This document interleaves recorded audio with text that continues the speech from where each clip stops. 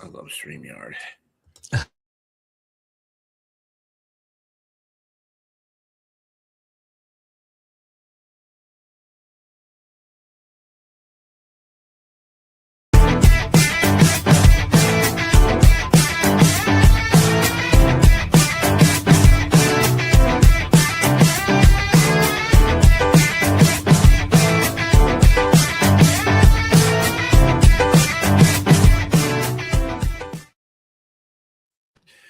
Good evening and welcome to the Unprofessional Professional Sports Show. I am BA. I'm here with Bo Crouch and Keith Engel. Hope you gentlemen are doing fine this day, which is Wednesday, middle of the week, hump day. Got plenty of sports. Well, we got our kind of like our meh sports day and our meh sports week. But we're gonna get right to like the important stuff like the NBA playoffs. We see that the Spurs have went ahead of the Wolves 3-2, 126-97 last night. Shocker. And yeah, shocker. Yeah. Wemby came out there firing, and I don't mean with elbows. Well, that's the thing. So, I mean, since we're talking about this, we might as well talk about that, right? Because since it's Wemby and he doesn't have history of it, flagrant 2, nothing else happens. If that is Booker or Draymond, or they probably miss at least one game, maybe 2. Does the lack of no history enough to bypass a 1-game suspension? Because that was as flagrant as I've ever seen. I mean, he loaded up. He looked at the guy, then he hit him. So it that wasn't flagrant. It was intentional. That's the thing. And so that's exactly with intent, right? There's intent. So the flagrant 2, no question. But the viciousness of the intent, had it been any of the people that are a little bit of a problem in the league, that's a 1-game suspension at a minimum. So for Wemby to have not had it, it has to be because he doesn't have history of doing it. Yeah. Because if you look at it apples to apples, there's plenty of other guys who get suspended for a game doing that. Mm-hmm. Now I don't have a horse in the race, so I don't care either way. But but at the same time, there should be consistency. Yeah, when I watched it in real time, I'd heard about it because I didn't see any games because I think that we were traveling that day. I don't remember, but I didn't see that whole game. I saw quickly in real time, regular speed from the game angle, and I'm like, oh, that's really nothing. But when they show you that shot, kind of facing Wemby from the floor, and he kind of just looks. Yeah, he looks at him and then he just elbows the crap out of him. His arm and just, I mean, even his own teammates behind him, if you looked at that picture frame, they were like, yeah. Oh, yeah. That's as flagrant as I've ever seen. And imagine if Wemby had ever eaten a burger, right? And just had some mass to him. You can hurt somebody, right? I mean, Reed would have been unconscious. He had no nose bridge. Yeah. But it is what it is, and the NBA overturned the suspension. He didn't overturn it; he just give him one. So and then he had a monster. And right. And he had a game, and they basically just kind of destroyed the Wolves in that game, almost by 30 points. Of course, the next game is in Minnesota, so we'll see how that works out. Tonight, the Pistons are playing the Cavs in Detroit. And this is the all-important game, number 5. We'll see what happens with this, too. I pretty much this series going exactly the way I thought it was going to go based on what they did in the regular season. Both teams won at home in their 4 games. So this is basically what the series is going to be like. Fortunately for the Pistons, they're number 1 seed, so they get the last game. So I think the Pistons will win this just based on that because all the home teams are winning. Cleveland sucks on the road. For some reason, they just can't do it on the road. I don't know what's going on with that, but yeah. What do you guys' thoughts on that? It's been a good series, and James Harden still. I mean, he scored 24 the other night, but still 11 assists. So a better game for him, but still didn't shoot the ball well. And again, I still think he's got this monkey on his back that he just can't get off there. And if he comes out big tonight and Cleveland should upset the Pistons, then, you know, some of that narrative, well, I think they got to win the series for it to go away entirely. That's the thing. Right. Yeah. I had to catch myself in mid-sentence. I heard myself. But to me, it's an even match series, but Cade Cunningham is going to be the difference here because, again, Donovan Mitchell's a fine player. Cade Cunningham is one of the best players in the league, as we talked about a couple of weeks ago. Yep. And I think he'll be the difference for the Pistons. I thought if they won the other night, they'd wrap it up tonight. And if it didn't, they'd go 7 games. And I think that's what you're going to get, as Brian said. So, yeah, you go 7 games. It's been an interesting series. And it doesn't matter, right? When this wraps up, the next series doesn't start until Tuesday, if I'm not mistaken. Or do they move it up? Do you guys know anything different? I think it starts Tuesday, yeah. I was going to say, I don't think they moved it.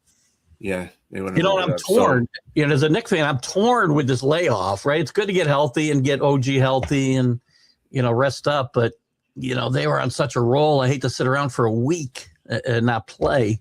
So it's going to be interesting to see how that plays out too. I mean, there's no way whoever they play next is going to play as bad a defense as the Sixers were playing. Like, no one else is going to allow them to shoot over 50%. It's just not going to happen. When you give guys, easy layups down the lane all night long, it's easy to shoot 50%. Well, and exactly. you don't chase, rebounds. They let one roll out of bounds. Like it literally dribbled off the side. Embiid's just walking you were saying that. Yeah. I mean, they look like a team that wanted to join me on the golf course as soon as possible. I'll tell you right now. So no question. Well, that kind of segues into the fact that the 76ers fired their GM, Daryl Morey. So he's not the whole problem. I was reading an article about that whole situation, and they didn't feel that it was just him that was the problem. Said, usually it's not just the GM that's the problem in this situation. It's usually the owner too. So and a coach. As a non-Knick fan, they would rather play Cleveland. As a Knick fan, I'd rather play Cleveland. So, that's success with Cleveland in the playoffs and Detroit, quite frankly. But the Detroit's, to me, again, while these two teams match up very well, the Knicks have obviously struggled with the Pistons and Cade Cunningham this season. I mean, they've lost by an average of, 20 points, 18 points. So even as well as they're playing, I'd certainly rather see Cleveland find a way. I mean, the defense for the Pistons is nice, and that's something that is a problem for the Knicks. Like, it would be a matchup issue for the Knicks to face the Pistons. Agreed. Whereas the Cavs, less so. Plus, you have Harden, and although you were just talking about him getting the monkey off the back, you're betting on the monkey. Right. I'm not betting on the monkey. I'm betting on. I should say I am betting on the monkey. I mean, because again, one game doesn't necessarily change this whole narrative, right? And I'm sure glad James is not on here because don't use the word monkey to explain. I mean, but anyway. that's. I'm sorry. That is really taking it a different direction, but yeah. It took us 8 minutes today. Yeah. Just real quick on the Knicks and Sixers again, it's got to be demoralizing as a home team player to come out and see nothing but blue and orange in your home arena on Sunday. I mean, that's got to be demoralizing right from the start. Not that you got to go out and play a little bit harder than they did, but it's the way they just took over that. That might as well have been a home game for the Knicks. Yeah, in fact, chatting with Pags about it today, he said that it was at least 60% Knicks fans in there. And he went on to say that he never leaves a game early, but his team gave up to the point that he was like, if I'm trying harder than my team on the floor, I don't need to be here. And so he ended up leaving in the third quarter because he's just like, what's the point? My team gave up. Basically he left shortly after Embiid decided not to even try for a rebound. He's like, oh, okay, this is what we're doing. Let me just go home then. Did you guys get into the future of the 76ers with him at all, Bo? I mean, to me, that you got to blow this up because Embiid is the face of failure now, and he's a great player when he plays. Yeah, but I mean, he's the face of this now. So the way we talked about it, it sounded like the team could mostly stay because the team actually functioned well when Embiid was hurt. When Maxey was your guy, and Embiid was out, the team actually did well. Mhm. And so at this point, even if they just have to eat a bunch of his contract for this next year, they really need to just get him off the team. Yeah. And go a different route. Yeah. I'm not even saying he's the problem. I'm saying it's his fault. I'm just saying when you're the face of this much pain, you need to change it up. There is a lot of fault there, because when you watch him when he's there, everything is designed to run through him. Mm-hmm. So it shifts the chemistry of the team. When he's not there and it's moving freely through Maxey, they've had a lot of success. And so at this point, I don't know that you need to just destroy this team. I think you need to just move on from Embiid, who also shows a lack of heart a lot of times, right? So does he have a ton of talent? No question. Could he be amazing? Absolutely. You know who it feels like we're talking about, because we've seen this movie before, is AD. Yeah. Not the leader, has flashes of greatness, lacks effort a lot of times. Yeah, we've seen this movie before. It's fair. And that goes on to the futures of both LeBron James and Giannis. Do you guys see LeBron sticking with the Lakers, or could he move to another team? I don't think the Lakers stick with him. Yeah, like he's going to be back. He wants his farewell tour. Yeah. Right. Oh yeah. But he's probably going to be a Cav or something like that. I can't get that picture out of my head. I mean, it makes perfect sense with the way his career has progressed, that he will want to go home and finish at home and maybe find a way to bring another championship to Cleveland, which I don't think will happen with this current cast. But he'll bring a trophy. It'll be the in-season tournament. What he's already got. Then he'll run out of gas, and that'll be it. Yeah. I think more of the mystery in this situation is Giannis, where he could go, because obviously he's done in Milwaukee. So it's time for him to move on. I think that one's up in the air. I mean, that is probably the more interesting question, because he's younger and, probably will, he's going to have an impact wherever he goes, but who's going to give up enough to get him? I mean, they're going to want a king's ransom, and who's going to give that up? The Lakers. Oh, they're the Lakers. The Lakers would absolutely do that. You have Giannis and Luka together. You're going to trade Reeves, because Reeves has got to go in that trade, right? Maybe, but I would think they would try and retain him.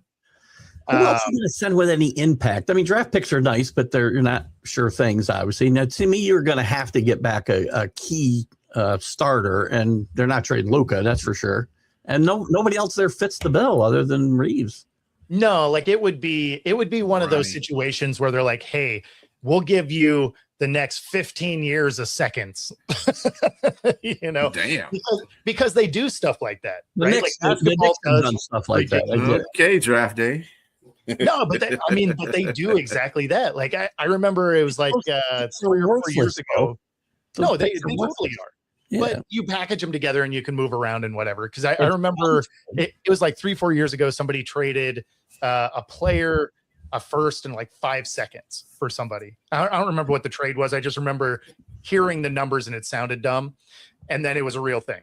So, but were the Knicks involved? I mean, they should have been.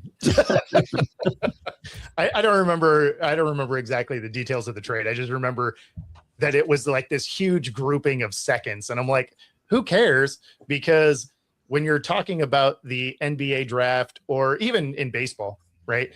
Outside of the first half of the first round, nobody cares. Yeah, barely that.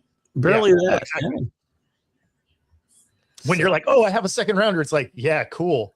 I got some Post-it notes. Like, what are we talking about? Like,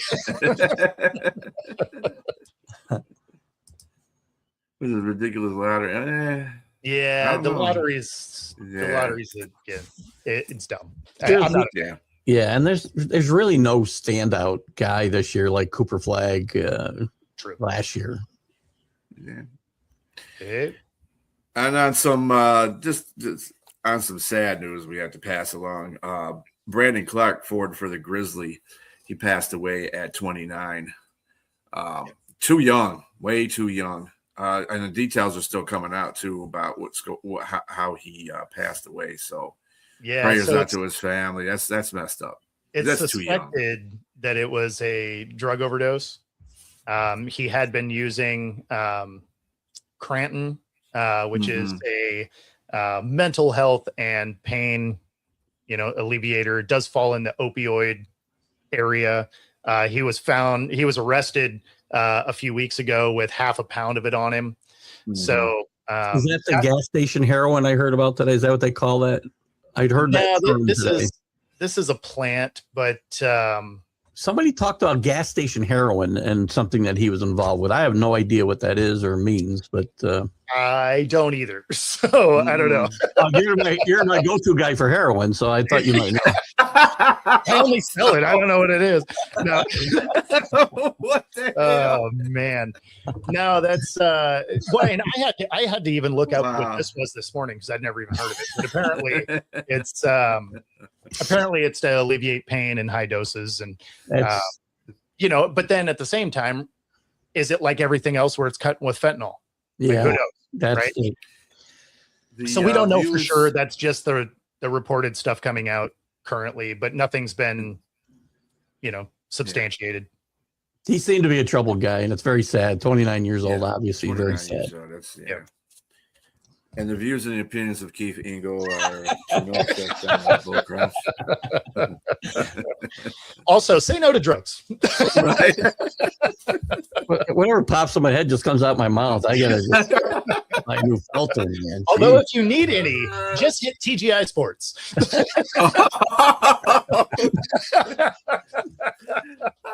Truck meet truck. My granddaughter doesn't want $1 bills anymore. She wants 10, so I got to supplement my income someplace. Hey, now I'm figuring out how you get on all these cruises. It's starting to make sense.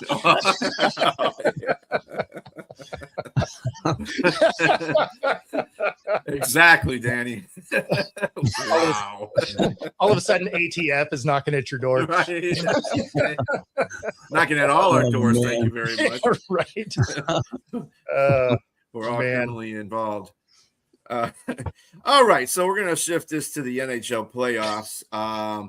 These Sabres beat the Canadians 3-2. This series is another one of these series, along with the Golden Knights and the Ducks, it's really getting interesting. I'm not a fan of both teams, but I like both teams because I like the Canadians because hey, they're a Canadian team. Let's see if they can get up there. And the Sabres, they were a joke for a long time. Now they're finally in the playoffs. It's for a long time. It's only 30 years or so. Yeah, only 30 years. Yeah. Give or take. Have they been in the Stanley Cup Finals, Sabres? Ever? I don't think. I feel like no. I know they made it to the conference finals with. I was going to say I think they've just been to the conference. When Hasek was there, I think they made it to the conference finals, but I don't think they ever been to the Stanley Cup. I don't think.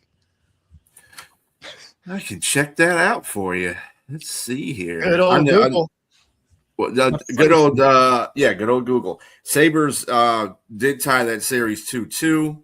The Golden Knights beat the Ducks 3-2 also last night, and the Golden Knights have a 3-2 lead in that series. That's another good series right there. Yes. That's an underrated series. Yes, it is. I said that before. It's underrated, yeah.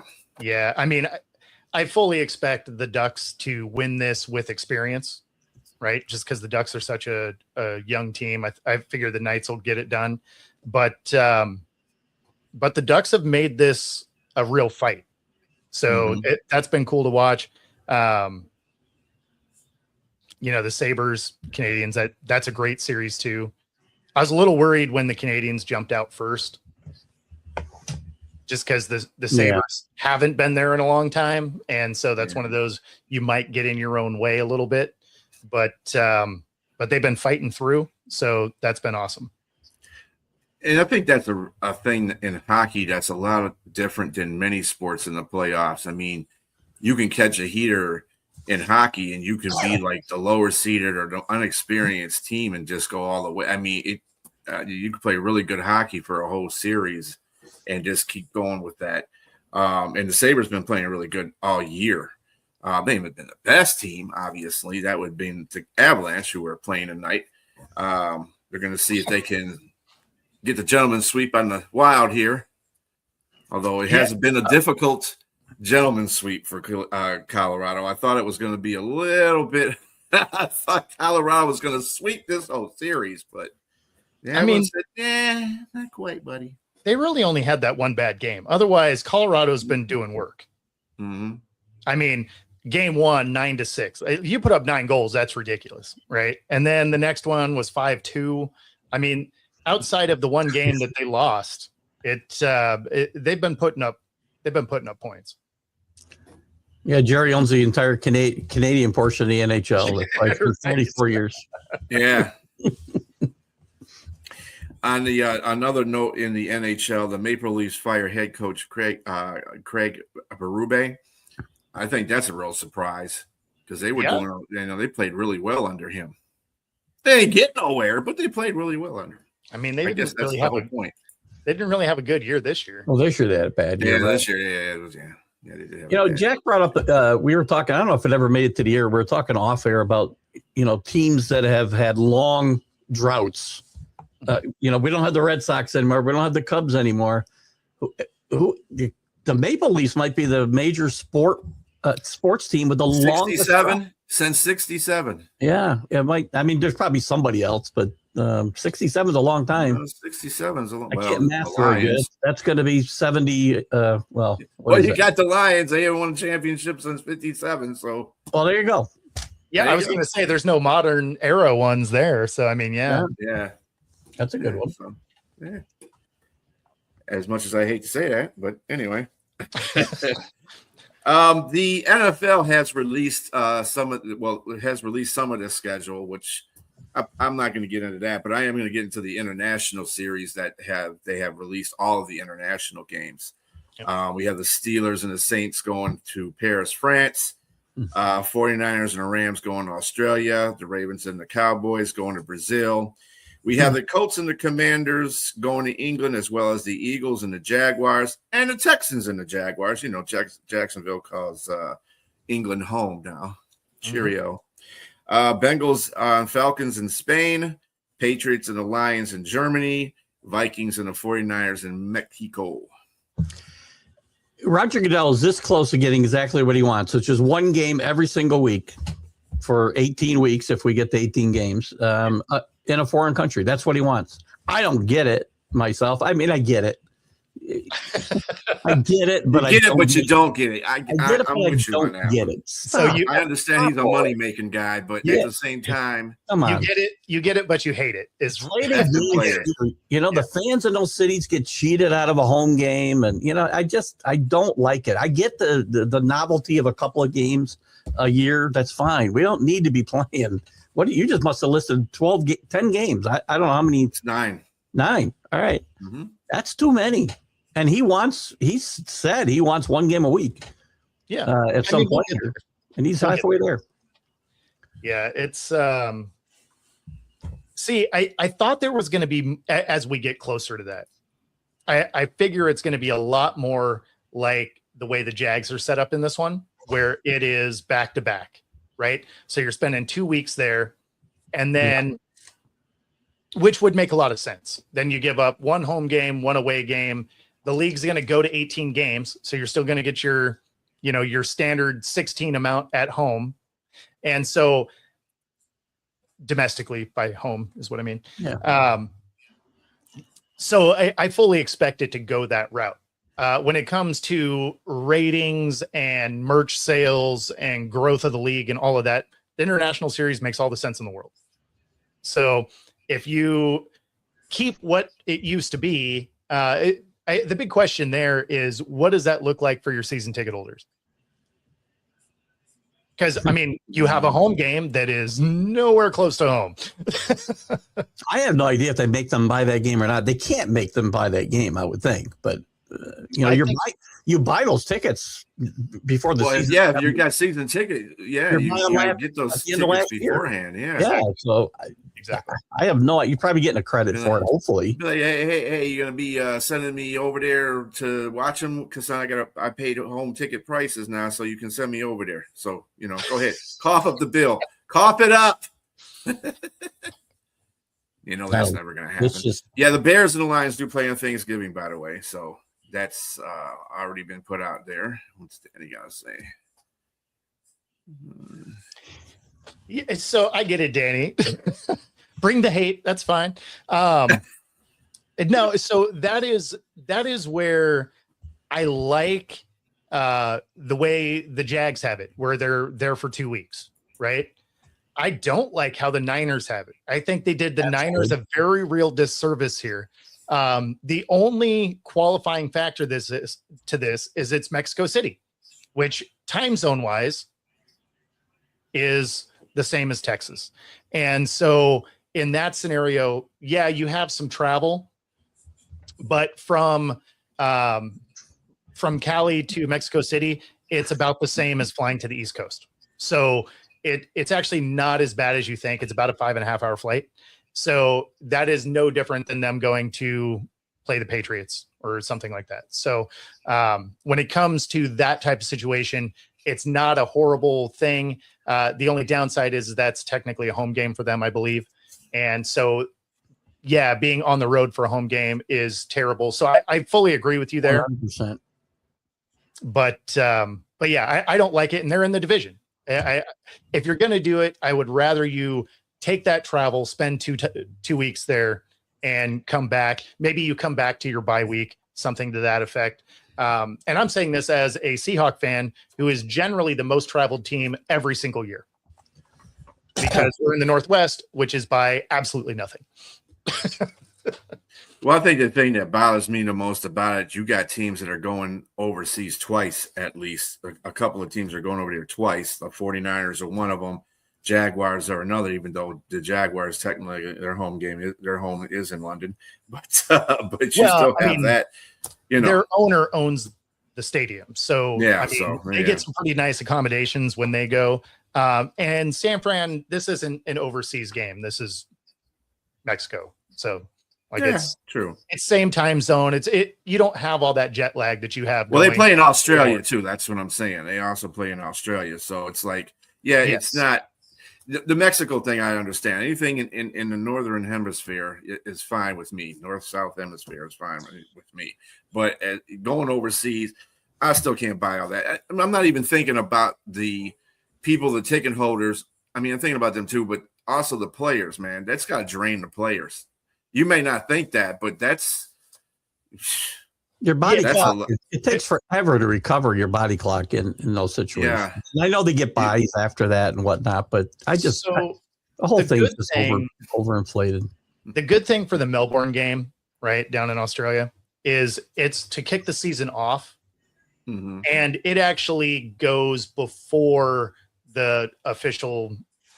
Or no, I guess that's not true. The official kickoff is actually now going to be on Wednesday, right?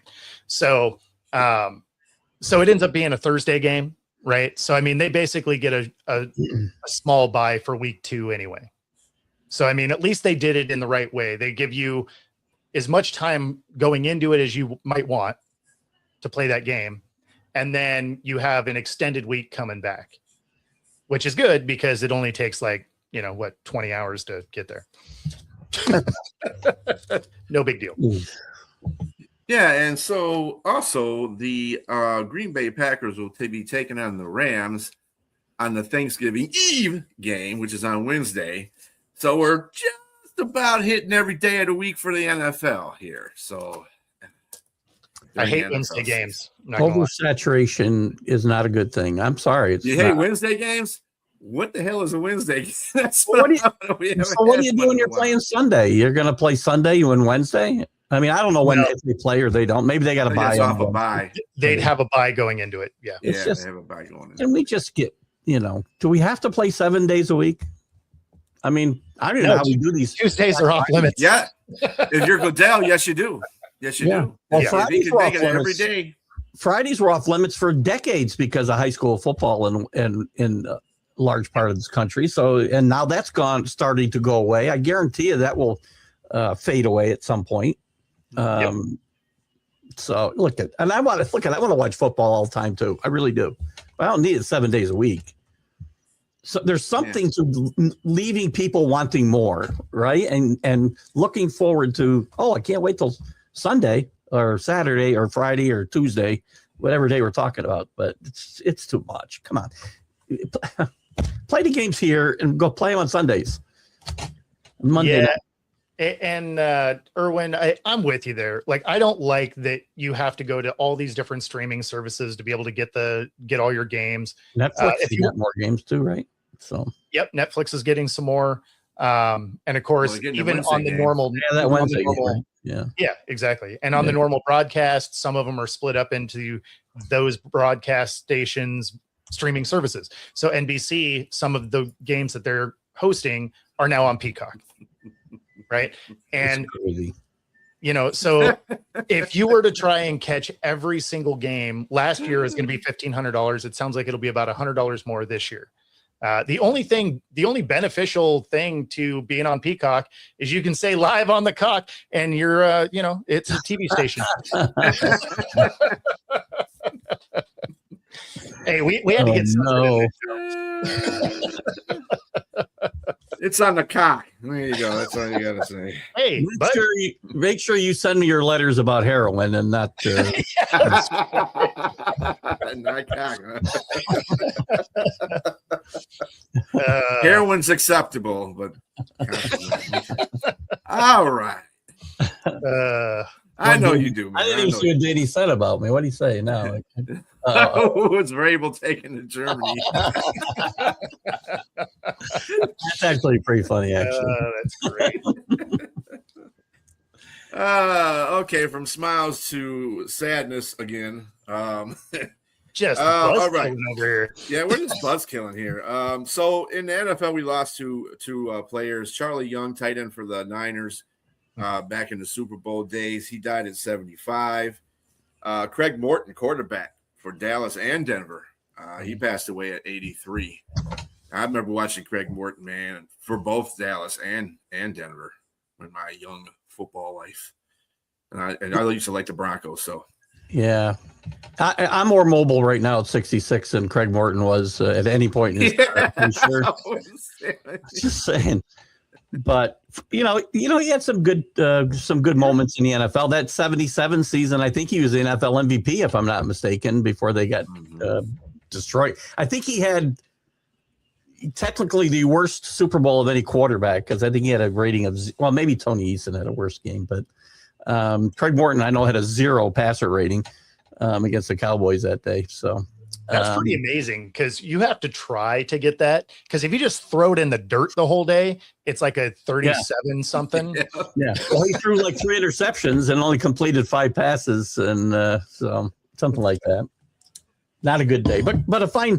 He was a fine player. And Charlie Young, people, he was he was a great tight end with Philadelphia. Yes, he was. Years before the Niners, and a really good player at USC too. And before tight ends were really the weapons that they are today, obviously. And I think he was one of the, he was catching a lot of passes in Philadelphia, not quite as many with the Niners, but he was one of the trailblazers at that position when guys weren't catching a lot of passes. Yeah, I feel that people just see him being notable on a team that's won a Super Bowl. That's the thing. And you're right. He played better with Philadelphia than he did with San Francisco. So but he was still a great football player, as well as Craig Morton. And again, prayers to their families. He was 2 great athletes there. And I saw Rick put up there, Craig Morton did play a couple seasons with the Giants. They gave up a draft pick to get him, by the way. It turned out to be Randy White, if I'm not mistaken. Not a great trade, no disrespect to Craig Morton and his memory, but, trading a pick to get you Randy White, probably not a great move for the Giants. So just a couple of Major League Baseball things here. Keith, what's going on with your Yankees, man? Now your pitcher has problems with his elbow. What's going on? Yeah, if Max Fried's hurt, this is bad news, right? Yankees have pretty much they've stopped hitting here this last week. They've lost 5 out of 6, I believe it is. Caballero's on the DL now, and Max Fried's elbow's hurt. This Volpe's back, and I think he played today. I'm not sure what he did. I haven't seen the box score, but it's just not, this is the kind, look at, this team wasn't the best team in baseball when they were tied for the best team record in baseball. They've been they played well, but they've hiding a lot of flaws. And, he's still sending Grisham out there every day with his 170 batting average and leading off, no less. I'll say he, because I really don't want to say his name tonight. But hopefully it's one of those bumps in the road. But if Max Fried's hurt, Cole's not back for another month, probably, maybe a little longer even. Yeah. They've got a lot of pitching. A lot of pitchers have stepped up in the starting rotation, not so much in the bullpen. Hill gives up a home run to lose the game the other night when Weathers had just given up a hit to. He didn't even know he had no hitter in the 7th inning. I don't think I did either because he walked a bunch of guys. You kind of lose track. I wasn't listening to the game. I only had it on. Yeah, you kind of don't think about it as a no hitter when there's base runners. Yeah, right? You're not paying attention to it anymore. Yeah, he said after the game he didn't even realize he had no hitter going. So, but again, he pitched. That's probably his best game as a Yankee, and Hill gives it all up in one pitch. So, it's all for naught. And again, score some runs. They're not scoring any runs at all right now. And Tampa Bay has played great baseball, and it's overtaking the Yankees in that division. So, well, yeah, they're 9-1 in their last 10. Yeah, so, I mean. They've been out there doing work. So I mean, the Yankees come off of winning 17 out of 20, I think, and then now they're lost 5 out of 6, and not to great teams either. At least not right this minute. Although the Orioles, maybe they'll get kickstarted here with this. Right, with a 7-0 loss. Yeah, and absolutely not, Joe. It has been really enjoyable to watch Houston get absolutely smacked.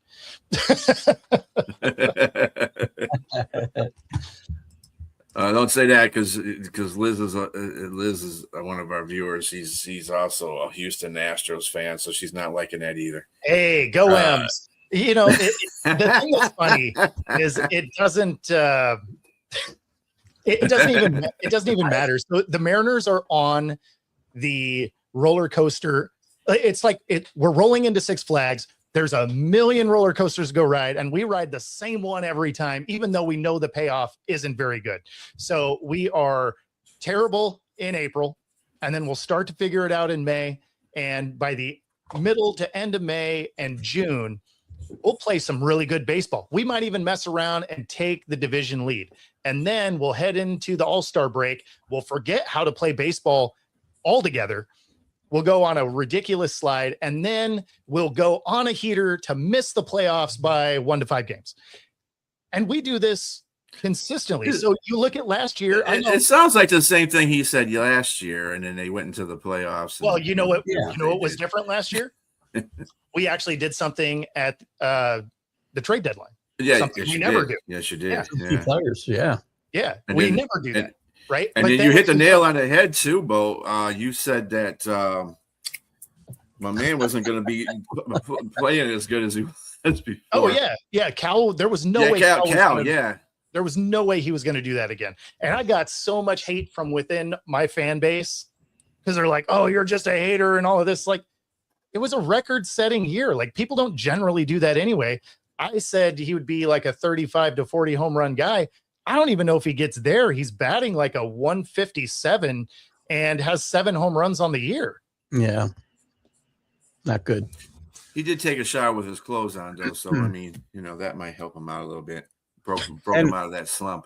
And on Liz's Astros, listen, I've been a big defender of the Astros. And I've said every year when they've gotten off to bad starts that the Rangers and Mariners would not pull away, that, they're going to regret that. That's not going to happen this year. The Astros will be lucky not to lose 100 games. That team's not very good. Especially because they went, not only are they not playing well, but they also have guys that are hurt. Yeah. So, I mean, they're going to have a tall task. That being said, the whole AL West is terrible. So they probably still have a chance. I mean, the A's lead the division. They're the only one in the division with a winning record. With a minus run differential. Exactly. Yeah. So, I mean, like, I wouldn't rule the Astros out just because our division isn't good. I think a couple of days ago, the American League had like 2 teams over 500. The whole American League had 2 teams over 500. Now there's 4, I think. Yeah, it was the A's and Yankees. A's, Yankees, and Rays were the only ones, I think. yeah. But Yeah, the the Rays. Indians have gone on a streak. And Yeah, the Guardians are up there now. Yeah. Let's see. I was going to say the White Sox, but and the Athletics is up there. Tigers are in last place. I don't even have to go anywhere with that one because right now I just don't give a F about the Tigers. They're just doing all kinds of dumb stuff to themselves to lose games that they can win. I'm not getting this whole situation, but whatever. But they got a lot of their pitchers are hurt too. So Skubal should be back sooner than they said he should be back sooner than the 3 months they calculated him to be out. He should be back in about 2 months. I will hear a doctor say that, not his agent. Yeah, right.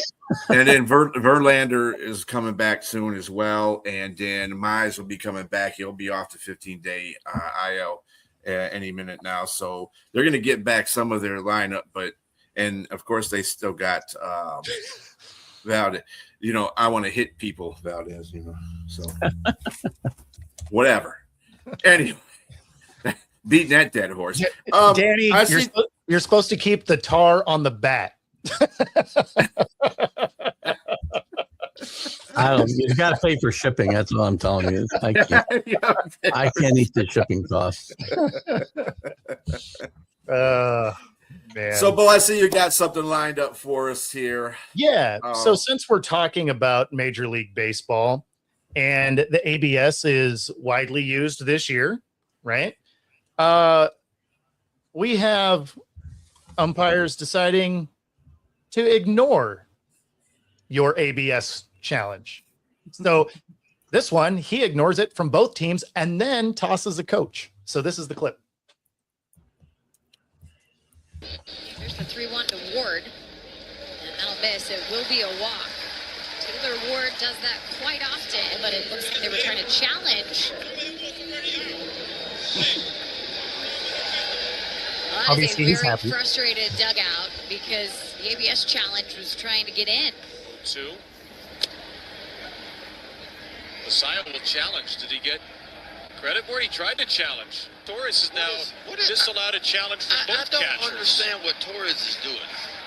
I mean, it's right in front of him. I think both teams have a right to be aggrieved. It seemed like both times the challenge was, if not instant, was very close to immediate. I mean, it's within a second. I think Carlos. And the thing that's funny is if he would have granted both of those, he was right in both of them. Yeah. So, I mean, he didn't even have to do what he did, but he ignores them, then tosses a coach like crazy. That's the first ejection attributed to ABS, if I'm not mistaken, right? So, yeah. Again, go ABS. The whole process. I don't mind ABS, and I like how quick it is getting the response down. But I mean, if you're going to have stuff like this, I mean, disruptive to the flow of the game. If you're going to use this artificial intelligence to call balls and strikes, and just do away with the umpire calling strikes at all. I can live with that more than this challenge system because it does disrupt the game. I'm sorry, it does. And if you're gonna do that, if you're gonna go the way you're saying, just full on AI, then you need a 3D batter's box. Mm-hmm. Yeah. Yep. Because the way that it is right now, if you have a ball that's trailing, that otherwise would be, but if it doesn't hit their 2-dimensional plane on a 3-dimensional bag, it's a ball. And so I'm not a fan of that. Yeah, Danny's about to tell me again how exciting it is. This whole, watching this little cartoon play on the scoreboard. Can't wait till games bottom of the ninth in Game 7 of the World Series and watch the cartoon to see who wins the game. Well, that's because Danny's really drinking enough at the game that he thinks it's a 3D image. Like, we love you, Danny. That's how Danny gets away with getting at me. Erwin, I'm not saying that the umps are having power trips, but let me tell you something. When you're adding ABS to this whole situation, it's taking the human element out. And I think that the umpires feel abashed at the fact that if they don't get a call right and a batter or a catcher thinks that there's a way to challenge that play, it's kind of like undermining their authority. I mean, I don't know how you guys feel about how the umpire is seeing this whole situation. So the thing is if you aren't getting them wrong, then they run out of challenges. It's not like you have infinite challenges. You only get more of them if you're right. So you need to call the game better. I mean, well, if they did that, we wouldn't need this in the first place. I mean, exactly. So, and that's also why I say the three-dimensional thing is needed, because there's things that are being called balls that are strikes because it's just not, it's not including the whole base. And so some of these are looking bad on umpires that actually made a good call. Yeah, I agree. All right. From the wild world of baseball to the WNBA. Bo, you are a guy in that. What can you tell us about what's going on in WNBA right now? I see Seattle. What's Seattle's record right now? I just took it. It's 1-1. 1-1. I mean, the season just kicked off. So they are in Toronto. They are going to see the first game of the tempo today. Now I just got off the press conference, and then that game tips off as soon as this is done. But one of the things for the Storm specifically, since we're starting there, is I was laughing at Daniel's next young team. Oh no, I know, and I'm gonna touch on that. It's such a young team that they come out of the gate really firing. Their first quarters have been really good. Second quarter, they've had a lot of drop off, and of course, a lot of fouls. And so I asked that question in the press conference before this, like, what's the message? And like, it's a small sample size. We'll have to see if that progresses. Like if it's still a thing in a few games, then obviously you got to address it. But with only 2 games in, you can't really do a whole lot, small enough sample size. And then of course to Irwin's thing there, Angel Reese, fastest WNBA player to hit 50 double doubles. And naturally they, anytime you bring up Angel Reese, the hater crew rolls in. That being said, if you got rid of all of your offensive rebounds, she would have still done that. So you can hate her on her all you want. She is a great defender and a really good rebounder. And she lets you know it too. She's not afraid to tell you how good she is. So she's leading the league in rebounds right now per game, although it's only been 2 games. But that's besides the point. The Dreamer 2-0 as well. You can back it up, then it's fine to got to stop her. That's all. Attendance is actually really good, Rick. Across the league, it's really good, with the exception of the Connecticut Sun. Their attendance has not been great, mostly because they are moving the team out of Connecticut this year. And that's exactly it. I believe the Oakland A's saw very similar treatment when they were leaving Oakland. Yep. So that is part of it. And I get the frustration by the Connecticut fan base, because although they're going to Houston had a storied franchise. They won 4 championships in a row, all of that. The issue that I had with moving it is there was a better offer to go to Boston there, to the tune of about $50 million, which is no small number. And there was also an offer that was supposed to be very similar to that one to stay in Connecticut. So the fact that they forced their way to Houston, I get why their fan base isn't showing up. Outside of that, yeah, people show up. Hey, I'm all for it. Hey, you know what? She does lead the league in me-bounds. You're not wrong there. That being said, even without that, I mean, I look at it this way. At least she's fighting to get the rebound. How many people miss a shot and don't make any effort? So I will still take someone that's willing to go do that. I mean, you could probably call her what? Is she a pretty good defensive player? She's a great defensive player. Well, she's the Dennis Rodman of the WNBA then, because she grabs rebounds and plays defense. There you go. That is her role. That's why it didn't work in Chicago. Is they wanted her to be a shooting guard basically, and that's not what she is. So, here with the Dream, she gets to do exactly what she does. Is she plays great defense and rules the glass. And then she gets enough points. She gets like 10, 12, 14 points.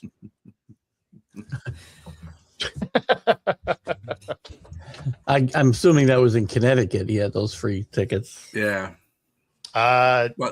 Portland's going to be a fun team to watch. They got a young team. Obviously, it's an expansion team also. They're going to be a lot of fun. Realistically, if you're looking at this season, the only teams that really brought everybody back was the New York Liberty and the Las Vegas Aces. One of those teams probably wins your championship this year. I think I'd go with the Aces on that one. The Dream could be a surprise. They keep playing, how many games does the NBA have, WNBA have during for a regular season? So it keeps expanding each year. I believe they have 45 this year. 45? I'd have to look, but it's been increasing by a couple of games each year. So I believe it's 45. Everyone's on a roll there. Oh, jeez. I think he's a little old for that level of athleticism. Dennis Rodman, even when he had dress on, he was ugly. And Angel Reese is not an ugly woman, let me tell you. So, she is a Barbie, that's for certain. They did not have. I'm looking first game. Yeah. That's true.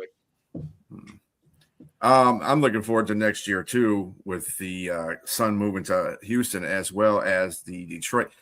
I don't know if Detroit's going to rename their team the Shock or what they're going to do, because I don't know if they retain rights to that name, but it would be nice. It sounds like everywhere that had a team owns those rights.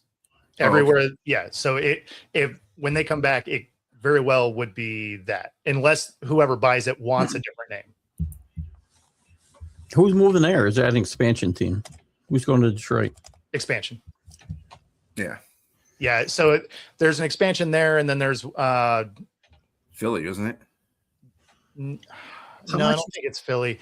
I'd have to look. I don't remember exactly where all of them are, but it ends up as an 18-team league by 2029. I know. Yeah. Oh, yeah. Because I know. Like I said, I know Houston and Detroit will be next year. I don't know who's up following year. I thought Philadelphia was. Well, but Houston isn't an expansion, so the league isn't getting bigger. It's just a move. So, but as far as like actual growth of the league, it ends up getting to 18 teams. I hope I'm wrong, Bo. It just feels like they're going too fast. But with the salaries and that expansion, and so the thing is I would agree with you if they didn't have the TV contract they just signed, which is $2.2 billion worth. So that's an influx of $200 million a year. And then the skyrocketing valuations of these teams. So Golden State just became the first WNBA team with a valuation of $1 billion. So the league is doing fine. And even before that TV contract came through, the league finally posted a profit on its own with no TV contract. So this TV contract is gravy. Cool. Yeah, so Cleveland, Detroit, and Philly are all getting teams. Erwin, they don't. See, this is how I know you're not watching. Also means you're not paying attention to my show, even though you come in and troll it.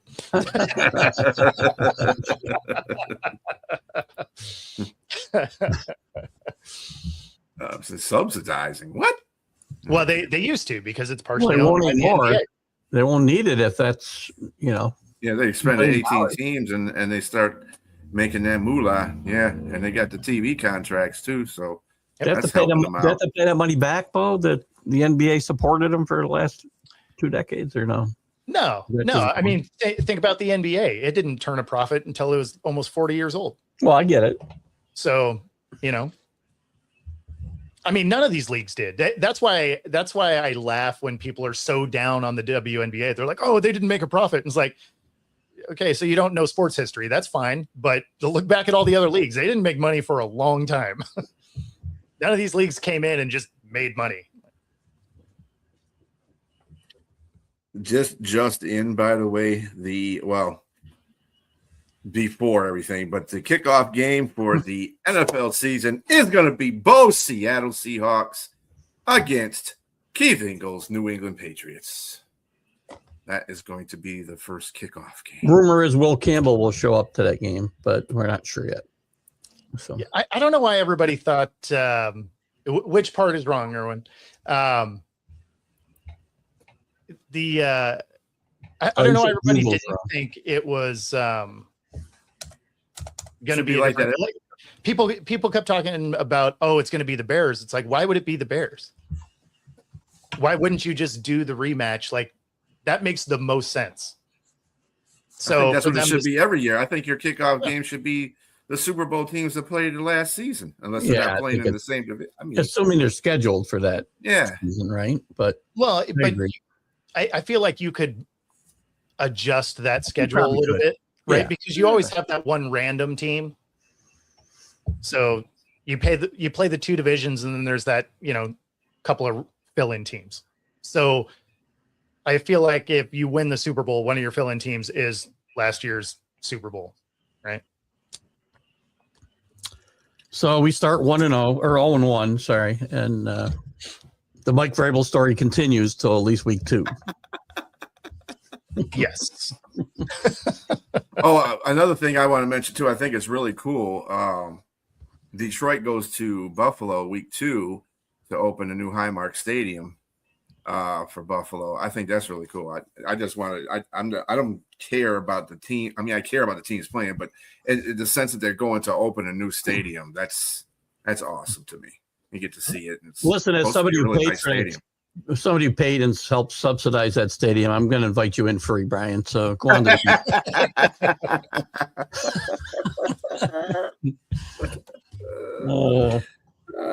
Just tell them you know me. Right. So, since we've gotten past the drug thing today, we will end on a very professional note. I gave it up for the show. Go figure. That's ironic. Yeah, we did talk about that. We talked about that. We talked about that, Erwin. You just came in late, buddy. But anyway, we are done talking about any sports at the moment right now. The Unprofessional Professional Show will be back at you next Wednesday at 8:00. Again, catch Keith Ingle. He'll be on next with the college hoopla that he's got going on there in that show. Check that out. Check it out. Everybody have a very good evening.